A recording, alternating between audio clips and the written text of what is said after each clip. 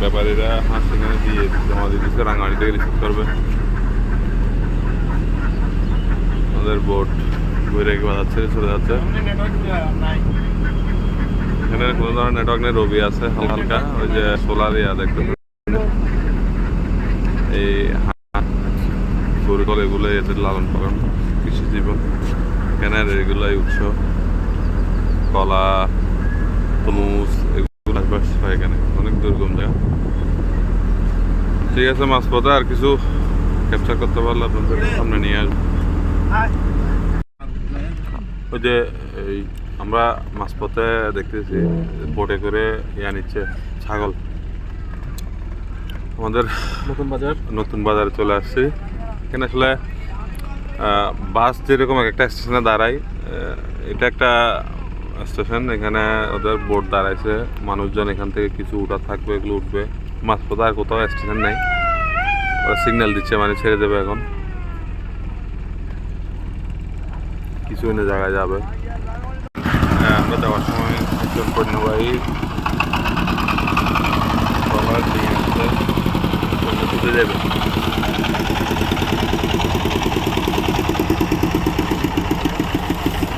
এটা মনে হয় লাউ লাউ না, এটা লাউ। হ্যাঁ,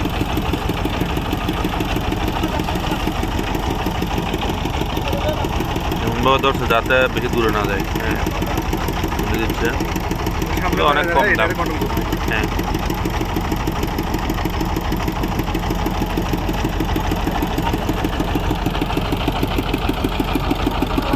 সুন্দর দৃশ্য, বুদ্ধি খারাপ না। বোটটা দাঁড়াইতে হইলো না, ওরা জানে কোন টাইমে আসলে এই বোটটা যাবে, ওরা জানে। ওদের সাথে যোগাযোগ আছে, হয়তো এরকম কোনো সিস্টেম করা আছে। এই মাছ তুলে দিচ্ছে, এখন ওই যে রশিটা দিয়ে দেবে, দিয়ে দিচ্ছে, নম্বরটা দিয়ে দিচ্ছে, এর মতো এর খেতে চলে যাবে। হয়তো উনি নিজেই চাষবাস করছে এগুলো, নাহলে কিনে এনে বিক্রি করতেছে খুব কম দাম। এখানে হাঁস মুরগি দেখলাম কম দাম, সব কিছুই অনেক কম দাম। এখন এর মধ্যে চলে যাচ্ছে। এরকম আরও যাত্রাপথে আরও অনেক আসবে যাবে, আসবে যাবে। পথে আবার স্বাগতম। একটা জিনিস না দেখালেই নয়, সেটা হচ্ছে এখানে একটা মাঝপথে বিরতি বা কিছু যাত্রীকে নামা দিচ্ছে। বুঝতে পারতেছেন না, যায় না, একটা আমলকি গাছে দেখেন কি পরিমাণ আমলকি। মানে আমি এটা চোখে না দেখলে বাসায় বোঝানো সম্ভব না, এত পরিমাণ আমলকি এখানে। এই গাছগুলো পরিপূর্ণ, মানে থোকায় থোকায় পরিপূর্ণ আমলকি গাছ। এটা একটা বাজার বা গ্রাম মহল্লা হবে। এখানে মাঝপথে বিরতি দিছে, এখানে মানুষ নামাই দিল, ওনাদেরকে নামাই দিচ্ছে, ওনারা চলে যাচ্ছে। আর কিছু উঠার থাকলে মানুষ উঠে গেছে, এরকম আর কি। সম্পূর্ণ বিদ্যুৎবিহীন। এখানে বিদ্যুৎ বলতেই একমাত্র সম্ভব সোলার। জায়গাটার নাম আমি জানি না, ওরা যদি কোনো পরিচিত ব্যক্তি থাকতো তাহলে জেনে নিতাম। বস কি জিনিস? আমলকি। বাহ, কোনটা কোথায় যাবে মার্ক করা আছে, সব আমলকি। কি পরিমাণ আমলকি!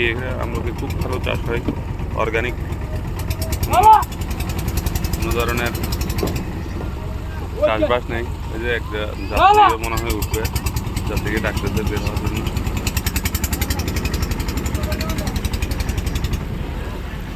প্রায় 2.5 ঘন্টার যাত্রা আছে, অতটুকু দূর যাবে না বড় বোটগুলো। ভাই জিজ্ঞেস করে লাভ নেই, আমরা খাবো না, নেবো না। ভাই বস্তা কি দর? ভাই মন মন কত করে? বিক্রেতার সাথে যাবে মনে হয়, প্যান্ট পরা আর জুতা।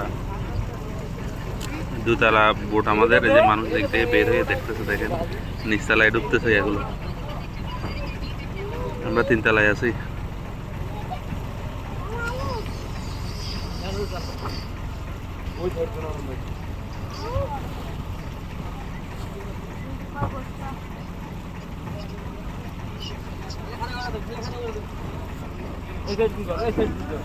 সুন্দর জায়গায় যে এগুলো সব পণ্য, ওই যে বস্তায় বস্তায় সব আমলকি। ওই যে আমলকি গাছ দেখা যাচ্ছে, হ্যাঁ, গাছ থেকে পেরে রাখছে এখান থেকে।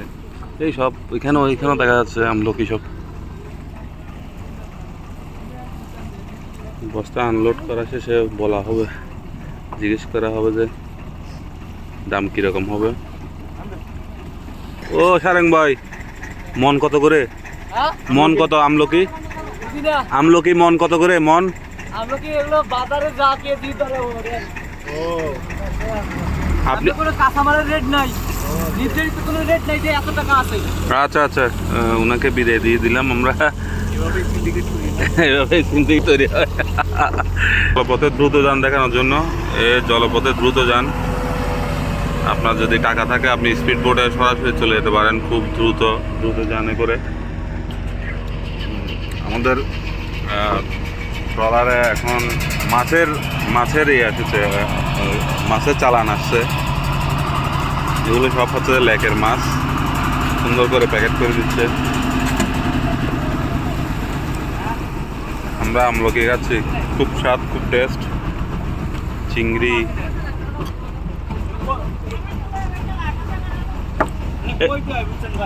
এ ভাই কি মাছ এগুলা?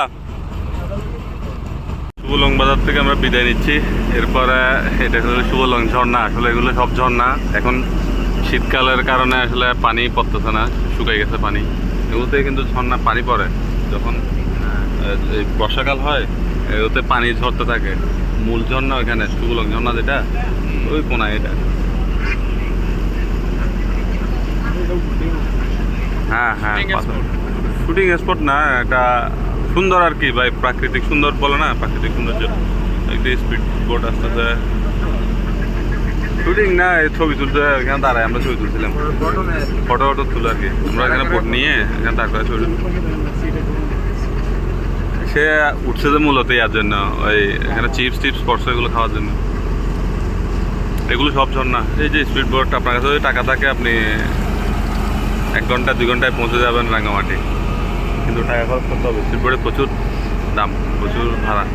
এগুলো সব ঝর্ণা কিন্তু মৃত ঝর্ণা আর কি, শীতকালে এগুলো মৃত।